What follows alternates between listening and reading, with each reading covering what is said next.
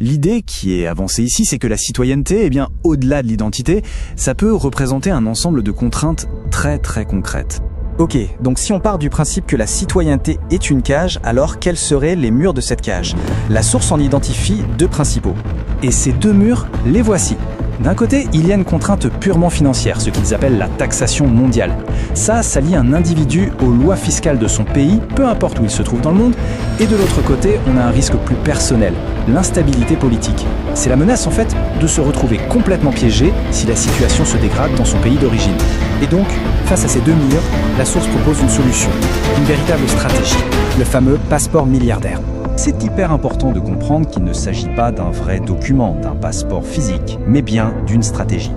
L'idée au fond, c'est de diversifier ses citoyennetés.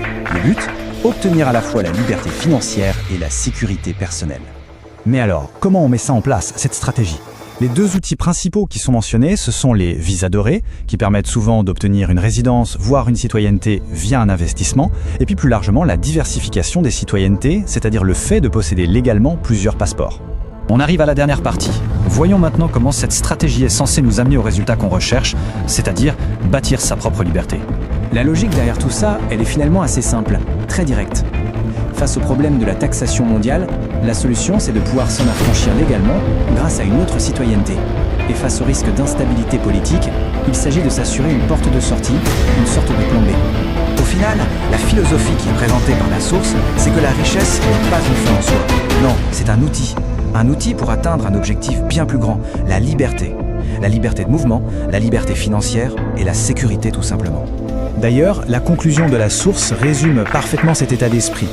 L'objectif final, tel qu'il est présenté à leur public, c'est de détenir les clés pour, je cite encore, « apprendre comment bâtir votre liberté ». Et tout ça, ça nous amène à la question finale de cette analyse. Une question de fond en fait. La citoyenneté, est-ce que c'est un actif qu'on gère stratégiquement, un peu comme un investissement, ou est-ce que c'est une identité, quelque chose auquel on est lié de manière beaucoup plus fondamentale? C'est une réflexion qui va bien au-delà des aspects financiers et qui touche au rapport de chacun avec le monde.